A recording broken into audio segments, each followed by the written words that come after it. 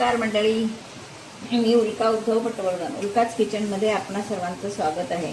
बरीच जण आमटी, वेगवेगळ्या प्रकारच्या आमटी दाखवा असं बऱ्याच जणांचं म्हणणं आहे. तर आज मी पहिल्यांदा तुम्हाला मसूर डाळीची अगदी साध्या प्रकारानं केलेली आमटी दाखवणार आहे. त्याच्यासाठी ही मसूर डाळ घेतली शिजवून, कुकरला शिजवून घेतलेली आहे मसूर डाळ. नंतर हा कांदा घेतलाय आणि फोडणीसाठी तेल घातलंय तापत ठेवलंय. मोहरी, जिरं, हिंग, हळद, लाल तिखट, मीठ, गोडा मसाला, गूळ दाखवते नंतर टाकलेल तुम्हाला. त्याच्यामध्ये आपलं तेल तापलंय. पहिल्यांदा आपण मोहरी टाकली आहे, जिरं टाकलंय, त्यानंतर कांदा टाकणार आहे.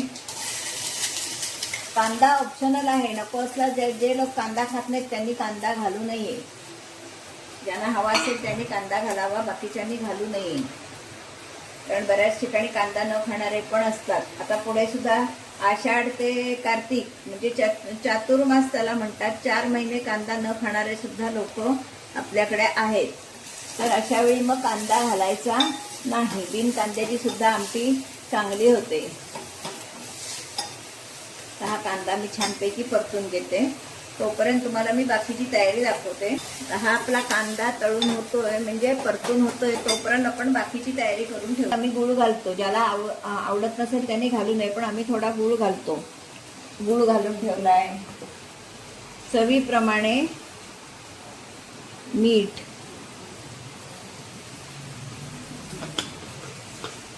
मसाला, गरम मसाला हवा असेल तर गरम मसाला घालावा. आम्ही गोड्या मसाल्याची करतो आमटी, त्याच्यामुळे हा गोडा मसाला हा घरी केलेला आहे. याची लिंक मी दिलेली आहे तुम्हाला. म्हणजे गोडा मसाला मी टाकलेला आहे. चिंच किंवा आमसूल जे तुम्हाला आवडेल ते. आता मी इथे आमसूल टाकते. आपल्याला आवश्यक असेल तेवढं. तुमच्याकडची आमसूलं कशी असतील त्याच्यावर अवलंबून. आमची ही आता घरी केलेली आमसूल आहेत, त्याच्यामुळे ती अत्यंत छान आहेत. म्हणून मी आमसूलं एक अर्धच घातलं आहे. अगदी कांदा चांगला परतून होत आलाय. आपण खोबरं पण मी त्याच्यात टाकून ठेवते या डाळीत. म्हणजे सगळं आपण अशी तयारी करून ठेवायची की झटपट आमटी आपली झाली पाहिजे. आणि वर कोथिंबीर. हे सगळं आता आपण डायरेक्ट ओतलं की होणार आहे. किती सोपी पद्धत आहे बघा. म्हणजे आपला कांदा तळून होईपर्यंत बाकीची सगळी तयारी होते. तळून आपला बऱ्यापैकी झालेला आहे. तर त्याच्यावर लाल तिखट घालणार आहे. म्हणजे तळलेल्या कांद्यावर तिखट घातलं की त्याचा कलर, आमटीला कलर हवा असेल तर कलर छान येतो. हे तिखट आपलं जरी लाल दिसलं तरी ते तिखटपणाला कमी आहे, काश्मीरी तिखट येते. आता हे असं छानपैकी परतून घ्यायचं आणि त्यावर आपण आता ही शिजलेली डाळ ओतायची. किती सोपी पद्धत दाखवली आहे बघा, एकदम झटकन होणारी अशी. आता हा आपला मसाला चांगला परतून झालेला आहे. लसूण वगैरे कोणाला आवडत असेल तर लसूण वगैरे घातली तरी पण चालते. तर ही आपली झटपट आमटी तयार.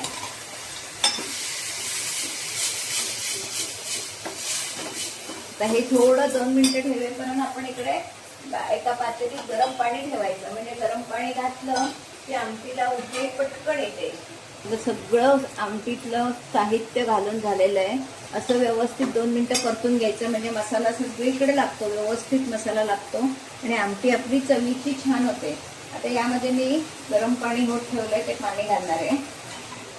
त्याशिवाय आधी डाळीचं भांडं आहे ते धुवून घेते. काहीही आपण फुकट घालवायचं नाही. आता हे गरम पाणी होते. म्हणजे आपल्या आमटीला पटकन उकळी येईल आणि आमटी आपली छान होईल. पातळ ज्याच्या त्याच्या आवडीनुसार करायची. कोणाकडे आमटी घट्ट हवी असते, कोणाकडे पातळ हवी असते. मसूर डाळ जशी जशी शिजेल तशी तशी ती घट्ट होत जाते. त्याच्यामुळे आपण ही आमटी मुळात ठेवताना पातळ ठेवायची, मग ती घट्ट होत जाते. मसूर डाळ काय, तो कुठचीही डाळ शिजली आणि आटत राहिली की ती घट्टच होते. अशी सुंदर अशी मी तुम्हाला अगदी साध्या सोप्या पद्धतीनं आमटी दाखवली आहे. हे बघा किती आमटी सुंदर आपली उकळली आहे. वासही त्याचा छान येतोय आणि कलरही आलाय. आणि आपण कांद्यावर तिखट घातलंय ना, तळलेल्या कांद्यावर, त्याच्यामुळे त्याला छान असा रंग पण आलाय आणि आमटी आपली सुंदर झाली, एकदम खाण्यासाठी तयार आहे.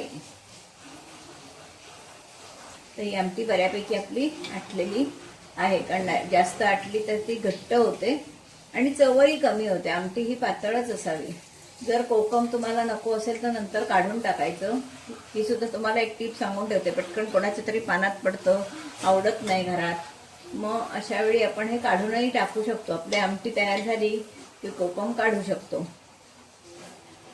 आणि बऱ्याच जणांकडे आवडत नाही वाटीत काय पडलेलं.